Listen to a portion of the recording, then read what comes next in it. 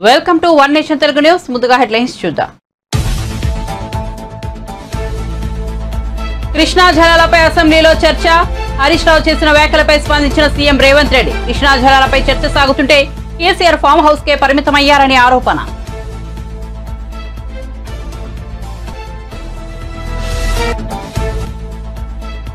శ్రీకాకుళం నియోజకవర్గంలో శంఖారావం సభలో పాల్గొన్న నారా లోకేష్. టీడీపీ అంటే కార్యకర్తలేనని స్పష్టీకరణ. జగన్ ఉత్తరాంధ్రను విజయసాయి, వైవి సుబ్బారెడ్డిలకు అప్పగించేశాడని వ్యాఖ్యలు.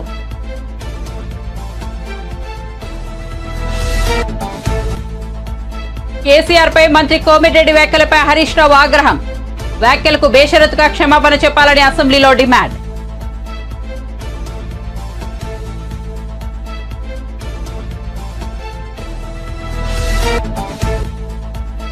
వైసీపీ తమ అభ్యర్థులనే కాదు ఓటర్లను కూడా మరో చోటుకి బదిలీ చేస్తోందన్న పురంధేశ్వరి. వచ్చే ఎన్నికల్లోనూ దొంగ ఓట్లతో గెలవాలనుకుంటున్నారని ఆరోపణ.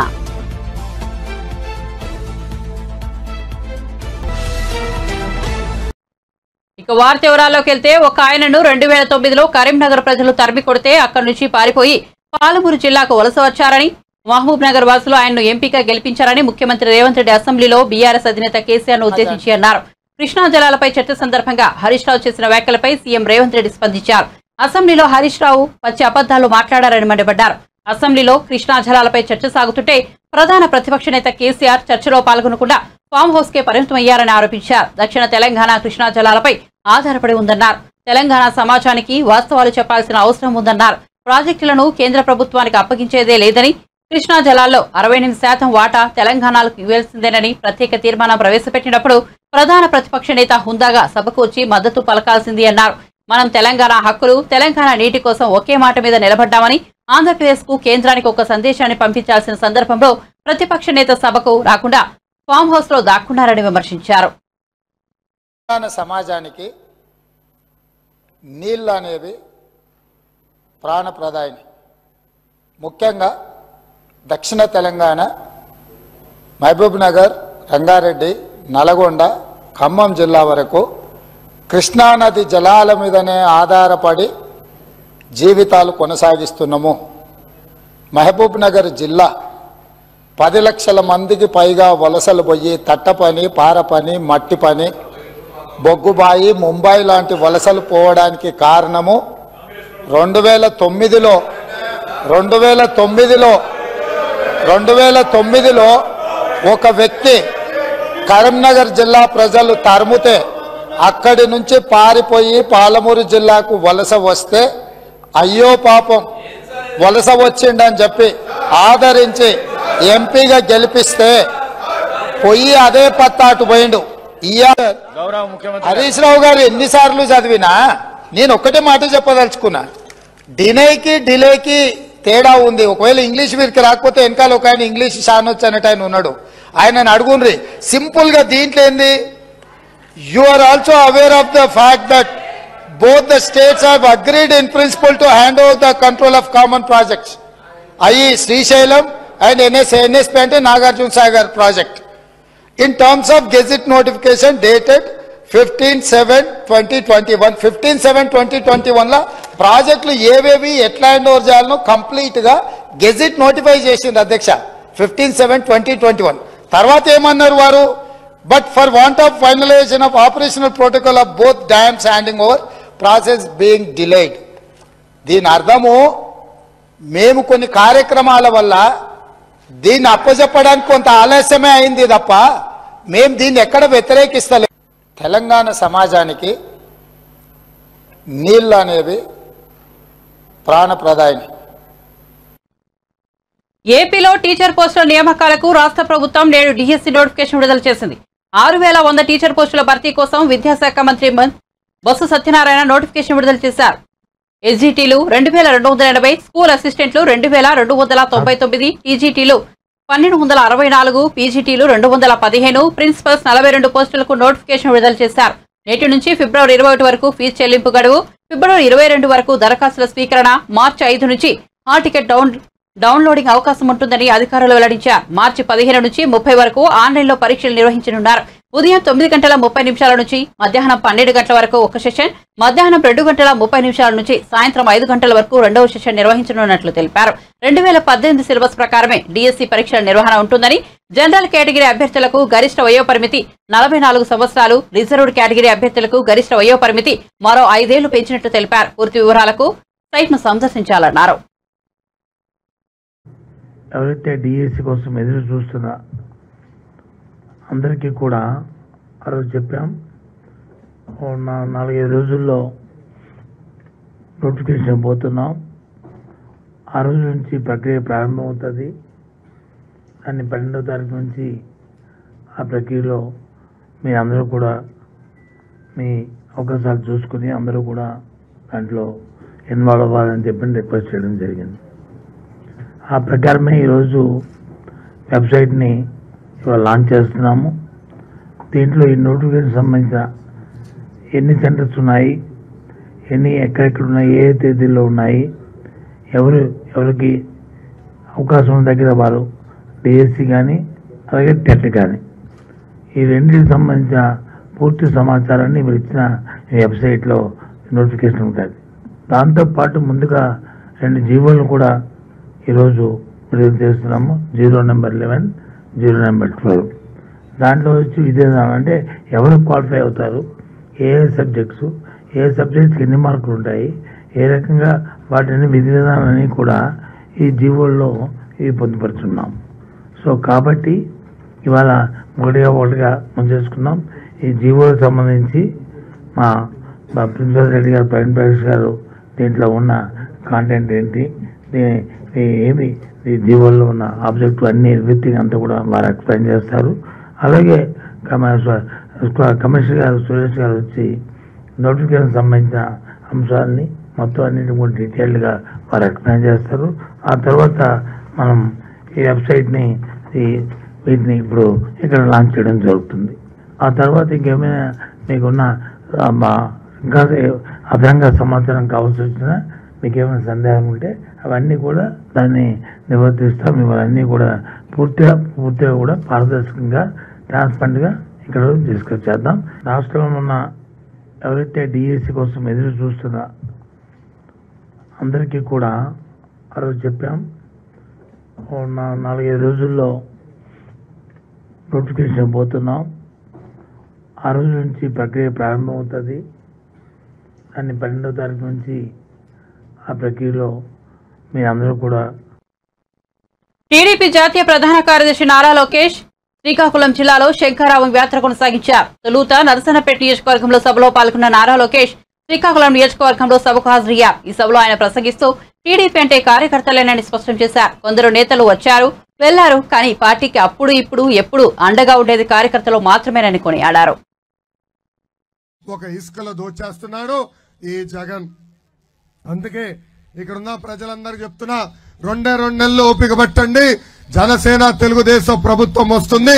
తప్పనిసరిగా ఇసుక ధరలు తగ్గించే బాధ్యత మేము తీసుకుంటాం.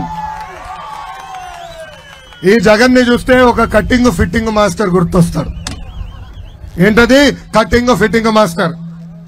ఈ జగన్ కి 2 బటన్లు ఉంటుంది. బల్ల పైన ఉన్న బులుగు బటన్, బల్ల కింద ఎర్ర బటన్. బల్ల పైన బులుగు బటన్ నొక్కుతాడు, అకౌంట్ లో 10 రూపాయలు పడుతుంది. అదే క్షణం బల్ల కింద ఎర్ర బటన్ నొక్కుతాడు, 100 రూపాయలు విషయం పోతుంది. ఎట్లా పోతుందో చెప్పాలి కదా. కరెంటు ఛార్జీలు 9 సార్లు పెంచి బాధుడే బాధుడు. ఆర్టీసీ ఛార్జీలు 3 సార్లు పెంచి బాధుడే బాధుడు. ఇంటి పన్ను, చెత్త పన్ను, అన్ని పన్నులు పెంచి బాధుడే బాధుడు. రేపో మాపో వాలంటీర్ వాసొస్తాడు, ఒక గొట్టం తీసుకొచ్చి ఉఫ్ అని ఊదమంటాడు. ఎవరు ఊదతండి, ఊదితే అమ్మాయితో గాలి పీల్స్తున్నావు అని గాలి పైన కూడా పన్నేస్తాడు ఈ జగన్.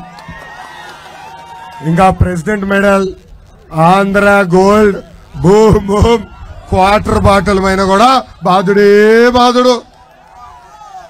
ఇంకా కట్టింగ్ మాస్టర్ అని చెప్పా కదా, అన్న క్యాంటీన్ కట్, పెళ్లి కానుక కట్, పండగ కానుక కట్, విదేశీ విద్య cut, school fee reimbursement cut, 6 లక్షల వృద్ధులకు రావాల్సిన పెన్షన్ కట్, ఏకంగా డ్రిప్ ఇరిగేషన్ కట్.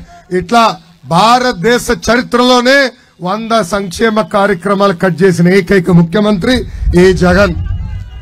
ఇక్కడ ఉన్న కార్యకర్తలందరూ మనం గుర్తు పెట్టుకోవాలా. అసలు ఆంధ్ర రాష్ట్రానికి సంక్షేమమే పరిచయం చేసిన వ్యక్తి విశ్వవిఖ్యాత నట సార్వభౌమ స్వర్గశ్రీ నందమూరి తారక రామారావు గారు. ఆనాడు 2 రూపాయలకే కిలో బియ్యం అందించారు. ఆస్తుల్లో మహిళలకి సమాన హక్కు కల్పించారు. దాని తర్వాత చంద్రబాబు నాయుడు గారు ముఖ్యమంత్రి అయినప్పుడు డ్వాక్రా పథకం తీసుకొచ్చారు. దీపం ద్వారా ఉచితంగా గ్యాస్ కనెక్షన్లు అందజేశారు. చంద్రన బీమా, అన్న క్యాంటీన్, పెళ్లి కానుక, విదేశీ విద్య, ఇట్లా చెప్పుకుంటా పోతే దాదాపు 100 సంక్షేమ కార్యక్రమాలు చేసిన ఏకైక పార్టీ తెలుగుదేశం పార్టీ. ఇది మనం బలంగా ప్రజల్లోకి తీసుకెళ్లాలి. ప్రజల పడుతున్న కష్టాలు నేరుగా మనం చూసాం. అందుకే ఇప్పుడు చంద్రబాబు గారు పవన్ అన్న కలిసి బాబు సూపర్ 6 ప్రకటించారు. దాంట్లో ప్రధానంగా మన ప్రభుత్వ అధికారంలోకి వచ్చిన 5 సంవత్సరాల్లో 20 లక్షల ఉద్యోగాలు కల్పించే బాధ్యత మనం తీసుకుందాం. అంతేకాదు ఉద్యోగం వచ్చేదానికి కొంచెం సమయం పడితే ప్రతి నిరుద్యోగ యువకులకి ప్రతి నెల 3,000 రూపాయలు నిరుద్యోగ భృతి కూడా మనం ఇవ్వబోతున్నాం. ఇంకా స్కూల్కి వెళ్ళే ప్రతి విద్యార్థి కుటుంబానికి ప్రతి సంవత్సరం 15,000 రూపాయలు మన ప్రభుత్వం ఇవ్వబోతుంది. అంటే ఒక పిల్లోడు వెళ్తే 15,000, 2 వెళ్తే 30,000, 3 వెళ్తే 45,000 రూపాయలు మన ప్రభుత్వం ఇవ్వబోతుంది. మూడోది, రైతన్న చాలా ఇబ్బందులు ఎదుర్కొంటున్నారు. రైతన్నని ఆదుకునేదానికి ప్రతి సంవత్సరం 20,000 రూపాయలు ఆర్థిక సాయం కూడా మన ప్రభుత్వం చేస్తుంది. ఇంకా ప్రతి ఇంటికి ప్రతి ఏడా 3 గ్యాస్ సిలిండర్లు ఉచితంగా మనం ఇవ్వబోతున్నాం. ఇంకా 18 సంవత్సరాల నుంచి 59 సంవత్సరాలు వయసు కలిగిన మహిళలకి ప్రతి నెల 1,500 రూపాయలు మన ప్రభుత్వం ఇవ్వబోతుంది.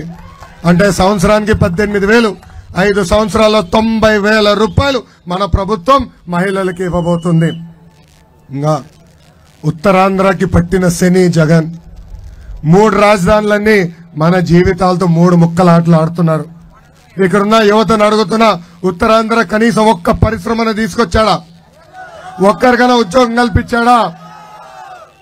500 కోట్ల రూపాయలతో ఏకంగా విశాఖపట్నంలో ప్యాలెస్ కట్టుకునే సమయం ఉంది, కానీ ఉత్తరాంధ్రకి ఒక్క పరిశ్రమ తీసుకురాలేదు.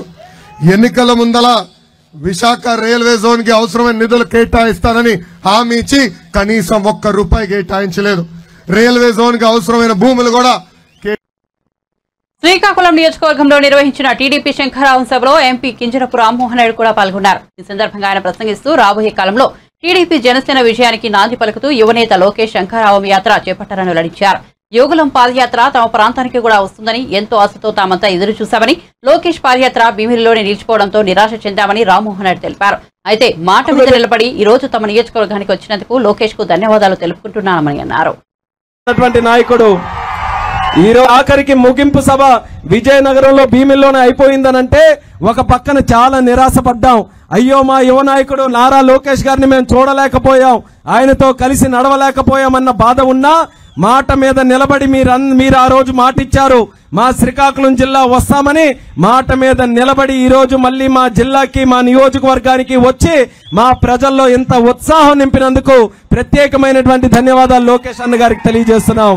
ఈ రోజు చూశారు ఏ రకంగా మీ రాకతో శ్రీకాకుళం నియోజకవర్గం పులకరిస్తుందో, ఎంత ఉత్సాహంగా మా కార్యకర్తలు ఈ రోజు కదలి వస్తున్నారో.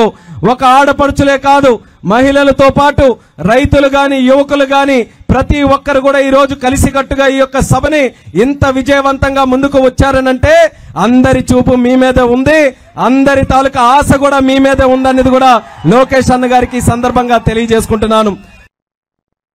కాంగ్రెస్ ప్రభుత్వం 6 గ్యారంటీల వైఫల్యాలను ఎండకట్టవే లక్ష్యంగా బస్సు యాత్రలు నిర్వహిస్తామని రాజ్యసభ సభ్యుడు లక్ష్మణ్ అన్నారు. హిందువుల మనోభావాలను కాంగ్రెస్ పార్టీ దెబ్బతీస్తుందని ఫైరయ్యారు. బీజేపీ స్టేట్ ఆఫీసులో ఆయన మీడియాతో మాట్లాడుతూ ప్రధాని నరేంద్ర మోదీ కులాన్ని పదే ప్రశ్నిస్తూ కాంగ్రెస్ బీసీలను అవమానిస్తోందని మండిపడ్డారు. కాంగ్రెస్ నేతలకు కూడా కేంద్ర ప్రభుత్వం భారత రత్న ఇచ్చిందని తెలిపారు. అంబేద్కర్ కు భారత రత్న ఇచ్చేందుకు కాంగ్రెస్ కు మనసు రాలేదన్నారు.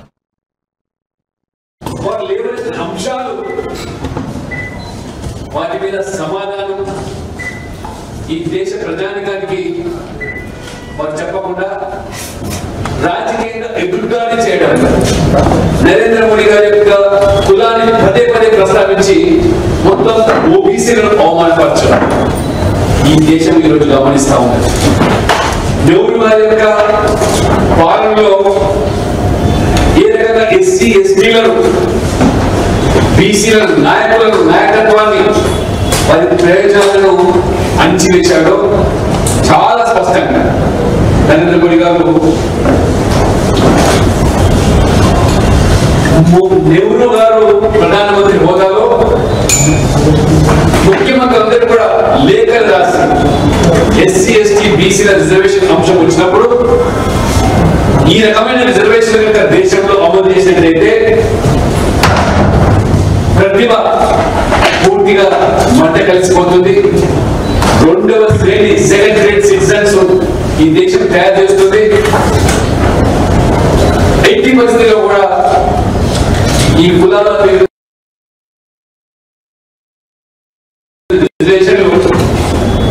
కనీసమైనటువంటి మనసు రాలేదంటే ఇది కాంగ్రెస్ యొక్క నైజం, నెహ్రూ కుటుంబం యొక్క నైజాన్ని. కేసీఆర్ పై మంత్రి కోమిరెడ్డి వ్యాఖ్యలపై హరీష్ రావు ఆగ్రహం వ్యక్తం చేశారు. కేసీఆర్ పై వ్యాఖ్యలకు బేషరతుగా క్షమాపణ చెప్పాలని డిమాండ్ చేశారు. నల్గొండలో బీఆర్ఎస్ సభ పెట్టడంతోనే కేఆర్ఎంబీకి ప్రాజెక్టులను అప్పచెప్పడంపై కాంగ్రెస్ ప్రభుత్వం వెనక్కు తగ్గిందన్నారు. మంత్రి ఉత్తమ్ కుమార్ రెడ్డి సత్యదూరమైన ప్రజెంటేషన్ ఇచ్చారని విమర్శించారు. ఈ సందర్భంగా మంత్రి కోమిరెడ్డి కలగజేసుకుని మాట్లాడుతూ ఏపీ సీఎం జగన్ స్టేట్మెంట్ విన్న తర్వాత కేసీఆర్ తల ఎక్కడ పెట్టుకుంటారని ప్రశ్నించారు.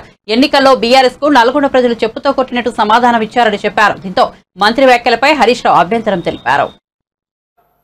అధ్యక్ష, ఇప్పుడు స్మితా సబర్వాల్ లెటర్ గురించి మీరు మాట్లాడుతున్నారు. అదే విషయాన్ని రాహుల్ బొజ్జా గారు కూడా అదే లెటర్ రాసినారు. ఆపరేషన్ ప్రోటోకాల్ అంటే ఏంది అధ్యక్ష? ఇప్పుడు రాహుల్ బొజ్జా గారు లెటర్ కూడా చదివి వినిపిస్తే ఒకసారి. Page number 3, KWDT2 is mandated to make operation protocol between Andhra Pradesh and Telangana. Me secretary రాసిన 50-50 ఇవని. ఎప్పటిదాకా రాహుల్ బొజ్జా గారు అయితే ఎప్పటిదాకా ఆపరేషన్ ప్రోటోకాల్ ఫైనల్ అయ్యేదాకా అని రాశాడు.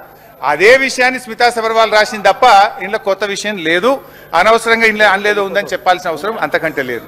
ఇకపోతే అధ్యక్ష, ఇవాళ గౌరవనీయులు ముఖ్యమంత్రి గారు కానీ కొంతమంది కేసీఆర్ గారి గురించి వ్యక్తిగతంగా తులనాడుతూ ఉన్నారు అధ్యక్ష.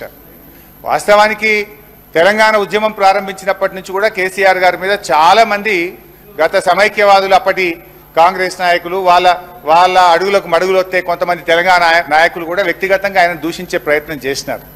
కానీ దురదృష్టం ఏంటంటే ఒక రాష్ట్రాన్ని సాధించినటువంటి వ్యక్తి ఇవాళ కేసీఆర్ గారే లేకపోతే ఈ తెలంగాణ రాష్ట్రం లేదు, ఈ రేవంత్ రెడ్డి గారు ఇక్కడ ముఖ్యమంత్రిగా కూర్చునే అవకాశం లేదు అధ్యక్ష. ఎందుకంటే కేసీఆర్ గారు ఆయనను నిందిస్తే మేమేం బాధపడలే అధ్యక్ష. ఈరోజు మా పోరాటం ఏంది? కేసీఆర్ గారిని నిందిస్తే సరే ప్రజలు చూసుకుంటారు. మాకు చాలా మంది ఫోన్లు కూడా చేసినారు. ఈ ముఖ్యమంత్రి గారి భాష చూసి మేధావులు, చాలా మంది విజ్ఞులు మాకు ఫోన్ చేసి ఇదేం భాష అని కూడా బాధపడే సందర్భాలు ఉన్నాయి. అది వారి విజ్ఞతకు వదిలేస్తాం, ప్రజలు చూసుకుంటారు. అయితే అధ్యక్ష, ఆయన మాజీ ముఖ్యమంత్రి గారి మీద ఇష్టం ఉన్నట్టు వారు మాట్లాడొచ్చు, కానీ మేము చెప్పొద్దా సార్? నేను సబ్జెక్టు డివియేట్ చేసింది వాళ్ళు. I have to give rejoinder అధ్యక్ష. ఇప్పుడు ఆనాడు తెలంగాణకు అవమానాలు జరిగితే కేసీఆర్ గారు తనకు అవమానం జరిగిందని భావించి ఆ రోజు ఒక్కడిగా బయలుదేరిండు, ఎదురొడ్డిండు, పోరాడిండు, ఇవాళ తెలంగాణ రాష్ట్రాన్ని సాధించింది అధ్యక్ష మళ్ళొక్కసారి, ఎందుకంటే ఒక్కడిగా బయలుదేరిండే ముచ్చట గురించి simple it is very simple అధ్యక్ష. ఇది ఎప్పుడు ఏ రోజు మాట్లాడినారు ఈఎన్సీ గారు? 1 ఫిబ్రవరి రోజు మాట్లాడినారు. అన్ని టీవీల్లో వచ్చినాయి, అన్ని పేపర్లలో వచ్చాయి. దాని వెంటనే ఒకవేళ తప్పయి ఉంటే 2వ తారీఖు మినిస్టర్ గారో ఇరిగేషన్ సెక్రటరీ గారో ఈఎన్సీ మాట్లాడిన తప్పు అని ఖండించాలి కదా, ఒక రిజైండర్ రావాలి కదా. రాలేదు. ఇవాళ వాస్తవాలు బయట పెడితే ఒక అధికారి మీదకి నెట్టేసి మీరు తప్పించుకునే ప్రయత్నం చేస్తున్నారు. ఇంకోటి బట్టి గారు, ఇప్పుడు నేను మీ ప్రభుత్వం వచ్చినాక జరిగిన ఫస్ట్ మీటింగ్ మినిట్స్ చూపించినాను, సెకండ్ మినిట్స్ మీరు చూపించాను, మీ రాహుల్ బొజ్జా గారు లెటర్ చూపించాను, వీడియో చూపించాను. అన్నిట్లలో కూడా స్పష్టంగా మీరు అప్పచెప్తామని ఒప్పుకున్నారు.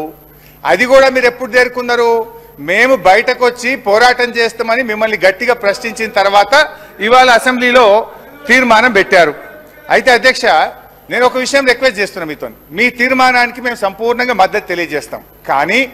కానీ మీరు దీనికంటే ముందు జరిగిన 2 మీటింగుల్లో బోర్డుకు అప్పచెప్తామని తొందరపాటున ఒప్పుకున్నాము, తప్పైంది అని క్షమాపణ కోరి అడగండి. Yes, we will support. మీరు క్షమాపణ చెప్తే అది మీ హుందాతనము, మీ గౌరవం. మీరు క్షమాపణ స్పీకర్ గారు, హరీష్ రావు గారు. ఏపీలో మాటల మంటలు ముదురుతున్నాయి. ఎన్నికలు దగ్గర పడుతుండటంతో పార్టీలన్నీ ఒకరిపై ఒకరు ఆరోపణలు గుప్పించుకుంటున్నారు. ఆదివారం శంఖారావంపేట యాత్ర ప్రారంభించారు టీడీపీ జాతీయ ప్రధాన కార్యదర్శి నారా లోకేష్. ఇచ్చాపురంలో ఈ యాత్ర ప్రారంభం కాగా ఈ కార్యక్రమంలో మాట్లాడుతూ వైసీపీపై ఓ రేంజ్ లో మాటలు దాడి చేశారు. అయితే లోకేష్ మాటలకు మంత్రి సీదిరి అప్పలరాజు కౌంటర్ ఇచ్చారు. పలాస్లో మీడియా సమావేశం ఏర్పాటు చేసిన సీదిరి అప్పలరాజు లోకేష్ మాట్లాడేవని పచ్చి అబద్దాలంటూ ఎద్దేవా చేశారు. ఏడాదికి ఒక డిఎస్సీ ఇస్తామంటున్న లోకేష్ చంద్రబాబు హయాంలో ఎన్ని టీచర్ జాబులు ఇచ్చారో చెప్పాలని నిలదీశారు. నువ్వులరే మంచిలపేట దగ్గర ఇచ్చినటువంటి ఎఫ్ఎల్సీ పనులు కావాలని ఆపినాం మేము. హార్బర్ కట్టిస్తావు, నువ్వు ఎలాగైపోయి నువ్వు మంత్రి, నువ్వు ఎక్కడ నువ్వు గెలిచావు? నువ్వు మంత్రి అయిపోవడానికి నీకున్న అర్హత నువ్వు మంత్రిగా పనిచేయడానికి.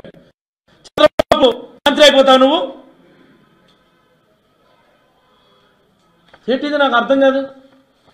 ఏమి ఈ ఆంధ్రప్రదేశ్ మీ బాబు జాగీర్ అనుకుంటున్నావా? ఈ ఆంధ్రప్రదేశ్ ప్రజలు చంద్రబాబు బాధితులు అనుకుంటా ఉన్నావా? నీకు సమాధానం చెప్పి తీరాను. మీ బాబు కట్టిన పోర్టులు ఎక్కడ? మీ బాబు కట్టిన హార్బర్లు ఎక్కడ? 14 సంవత్సరాలు మీ బాబు గాడిదలు కాసరి 980 కిలోమీటర్ తీర ప్రాంతంలో. The hell are you speaking? చాలా ఆవేదనతో ఈరోజు నేను మాట్లాడుతూ ఉన్నాను.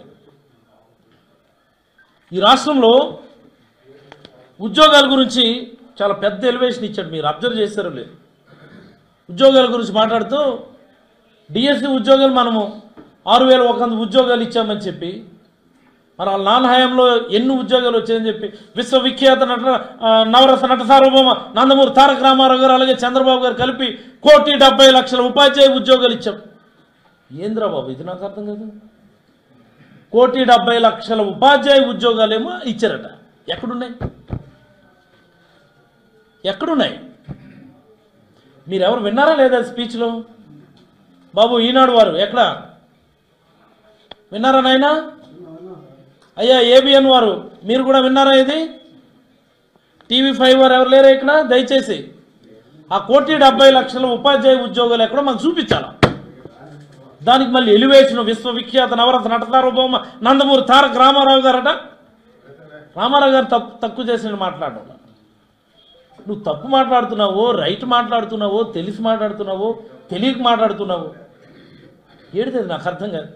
1,70,00,000 ఉద్యోగాలు నిజంగా నువ్వు ఇచ్చుండుంటే ఈ రాష్ట్రంలో ఉన్న కుటుంబాలు 1,62,00,000 కుటుంబాలు ఉన్నాయి. మనం ఎన్ని ఉన్నాయి? 1,62,00,000 కుటుంబాలు ఉన్నాయి. పోనీ మీ నాన్న కంబైన్ ఆంధ్రప్రదేశ్ పనిచేశాడు కదా 10 సంవత్సరాలు. తెలంగాణ ఇది మనకు కలిపి కదా. తెలంగాణలో ఎన్ని ఉంటాయి? ఆన్ అండ్ యావరేజ్ 1,20,00,000 కుటుంబాలు ఉంటాయి. పెద్ద ఇదేమి పెద్ద ఆన్ అండ్ యావరేజ్ ఉండడానికి అంటే 52-48 కదా రేషియో మంది ఉంటే. 1,20,00,000 కుటుంబాలు అక్కడ ఉంటే మనం 1,62,00,000 కుటుంబాలు అంటే మొత్తంగా కలిపితే 2,82,00,000 కుటుంబాలు ఈ 2 రాష్ట్రాలు కలిపి ఉన్నాయని అనుకుందాం. ఇందులో నువ్వు 1,70,00,000 1,70,00,000 ఉద్యోగాలు ఇచ్చేస్తే దాని అర్థం ఏంటి?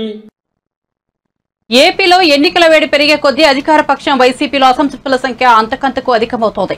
తాజాగా YCP MLA party BCCL president Janga Krishnamurthy వ్యతిరేక గళం వినిపించారు. బీసీలకు పదవులు ఇచ్చారు కానీ అధికారాలు ఏవి అని ప్రశ్నించారు. కీలక పదవులన్నీ ఒక సామాజిక వర్గం చేతిలోనే ఉన్నాయని, బీసీలకు నామమాత్రం కూడా అధికారులు లేవని ఆవేదన వ్యక్తం చేశారు. నేతి బీరకాయలో నెయ్యి ఎంత ఉంటుందో వైసీపీలో సామాజిక న్యాయం కూడా అంతేనని జంగా కృష్ణమూర్తి వ్యాఖ్యానించారు. కాంగ్రెస్ పార్టీ వివిధ పదవుల్లో కాంగ్రెస్ పార్టీ పెట్టకముందు కూడా వైఎస్ఆర్ కాంగ్రెస్ పార్టీ ప్రతిష్ట కోసం, జగన్మోహన్ రెడ్డి గారు ముఖ్యమంత్రి చేయాలన్న ఆలోచన కోసం రాష్ట్ర వ్యాప్తంగా తిరిగి జగన్మోహన్ రెడ్డి గారి గెలుపులో నేను కూడా భాగస్వామ్యం కావడం జరిగింది. వైఎస్ఆర్ కాంగ్రెస్ పార్టీ యొక్క పరిస్థితి జగన్మోహన్ రెడ్డి గారి యొక్క ఒంటెద్ద పోకడ చాలా స్పష్టంగా కనపడుతుంది. ఈరోజు ఈ రాష్ట్ర పరిస్థితి చూద్దాం. ఒక రాజధాని లేనటువంటి రాష్ట్రంగా, అంతేకాకుండా ఈ రాష్ట్రంలో ఉన్నటువంటి అత్యధిక జనాభా వంటి బీసీ వర్గాలకు సంబంధించి ఒక తరం ఆలోచిస్తే ప్రతి ఒక్కరు కూడా ఈ దేశానికి స్వతంత్రం వచ్చి 75 సంవత్సరాలు అవుతున్నప్పుడు కూడా వారి యొక్క అభివృద్ధిలో, వారి యొక్క పురోభివృద్ధికి తోడ్పడాల్సినప్పుడు అవసరం ఉంది. ఏదో నా ఎస్సీ, నా ఎస్టీ, నా బీసీ, మైనార్టీ వర్గాలని మాట్లాడుతున్నారు తప్ప వారి యొక్క మనోగతాలు అర్థం చేసుకునే ప్రయత్నిగా తాత్కాలికంగా కొన్ని పదవుల్ని పనియారం చేసి ఆ పదవులు ఇచ్చాం, వేరు అభివృద్ధి వైపు సమాజంలో సామాజిక న్యాయం జరిగింది, సమాజంలో మార్పు వచ్చింది, బడుగు బలహీన వర్గాలతో బీసీ, ఎస్సీ, ఎస్టీ, మైనార్టీ వర్గాలకు సంబంధించిన అన్ని విధాలుగా అభివృద్ధి చెందారని మాట్లాడటం కానివ్వండి, ఈయన జగన్మోహన్ రెడ్డి గారు మాట్లాడినటువంటి సామాజిక న్యాయం కానివ్వండి, ఇది వాస్తవం కాదు. ఈరోజు జగన్మోహన్ రెడ్డి గారి యొక్క సామాజిక న్యాయం నేతి బీరకాయలో నెయ్యంత నిజమో జగన్మోహన్ రెడ్డి గారి యొక్క సామాజిక న్యాయం అంత నిజం. ఈ రాష్ట్ర బీసీ వర్గాలకు సంబంధించి, ఈ రాష్ట్రంలో 139 బీసీ వర్గాలకు సంబంధించిన వాళ్ళకు కూడా మనం చేసి ఆ రోజు కష్టపడ్డాం. AP BJP chief Daggubati Purandeswari YCP నాయకత్వంపై ధ్వజమెత్తారు. సీఎం జగన్ వైసీపీ చెబుతున్న వైనాట్ 175 నినాదం వెనుక భారీ కుట్ర దాగి ఉందని అన్నారు. రాబోయే ఎన్నికల్లోనూ అక్రమ ఓట్ల సాయంతో గెలవాలని భావిస్తున్నారని, అందుకే ఒక నియోజకవర్గం నుంచి మరో నియోజకవర్గానికి అభ్యర్థులతో పాటు ఓటర్లను కూడా బదిలీ చేస్తున్నారని ఆరోపించారు. ఆ ఓట్ల దందాను సీఎం జగన్ నడిపిస్తున్నారని ఆరోపించారు. బీజేపీ శ్రేణులు ఈ విషయంలో అప్రమత్తంగా ఉండాలని, అక్రమాలను అడ్డుకోవాలని పురంధేశ్వరి పిలుపునిచ్చారు. ఓట్లున్నాయో ఆ రోజు విష్ణుకుమార్ రాజు గారు చాలా స్పష్టంగా చెప్పారు. వారి నియోజకవర్గంలో 2,70,000 ఓట్లుంటే ఇంటింటికి వారు సర్వే చేయించినటువంటి సందర్భంలో 61,000 ఓట్లు ఎవరైతే అక్కడ భౌతికంగా లేరో వారి పేర్లన్నీ కూడా ఓటర్ లిస్టులో ఉన్నటువంటి విషయాన్ని వారు ఎలక్షన్ కమిషనర్ దృష్టికి తీసుకురావడం జరిగింది, సెంట్రల్ ఎలక్షన్ కమిషనర్ దృష్టికి. అదేవిధంగా మేము కూడా భారతీయ జనతా పార్టీ ఆ రోజు విష్ణుకుమార్ రాజు గారు మేమందరం కూడా ఒక డెలిగేషన్గా వెళ్ళినటువంటి సందర్భంలో ఒక్క తిరుపతి బై ఎలక్షన్లోనే ఫేక్ ఎపిక్ కార్డ్స్ని తయారు చేసి దొంగ ఫోటోలు వాటి మీద అంటించి ఫోటోల్ని బ్లర్ చేసేసి, అంటే క్లియర్గా కనపడకుండా ఆ వ్యక్తి మొహం దాన్ని బ్లర్ చేసేసి 35,000 దొంగ ఓట్లు ఒక్క తిరుపతి బై ఎలక్షన్లోనే వేసుకోవటం జరిగింది.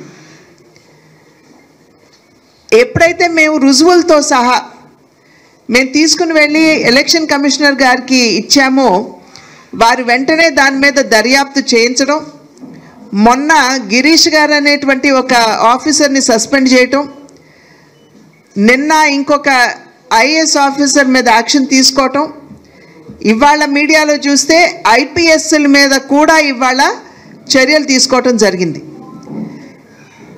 ఇది మనం కేవలం ఒక్క తిరుపతి బై ఎలక్షన్ వరకే పరిమితం అవుతుంది అని చెప్పి భావించినట్లయితే ఇది మన తప్పిదమే.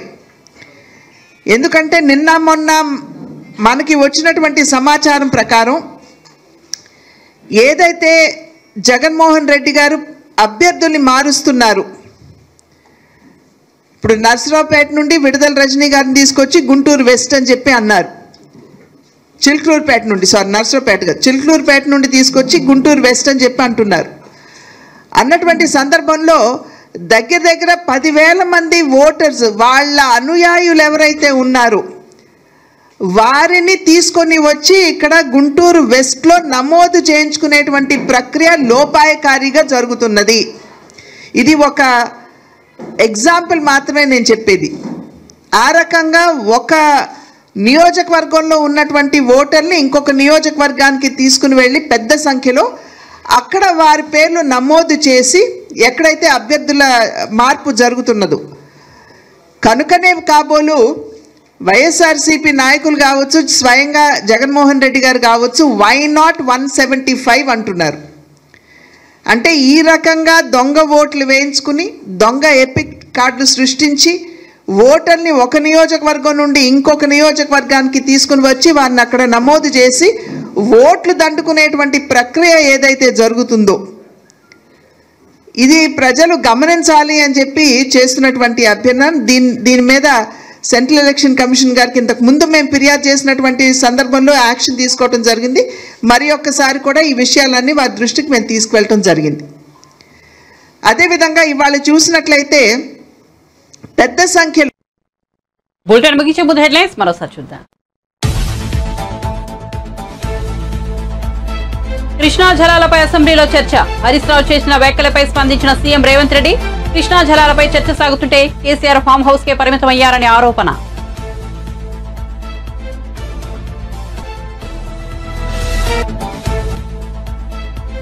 శ్రీకాకుళం నియోజకవర్గంలో శంఖారావం సభలో పాల్గొన్న నారా లోకేష్. టీడీపీ అంటే కార్యకర్తలేనని స్పష్టీకరణ. జగన్ ఉత్తరాంధ్రను విజయసాయి వైవి సుబ్బారెడ్డిలకు అప్పగించేశాడని వ్యాఖ్యలు. కేసీఆర్ పై మంత్రి కోమిటిరెడ్డి వ్యాఖ్యలపై హరీష్ రావు ఆగ్రహం. వ్యాఖ్యలకు బేషరతుగా క్షమాపణలు చెప్పాలని అసెంబ్లీలో డిమాండ్.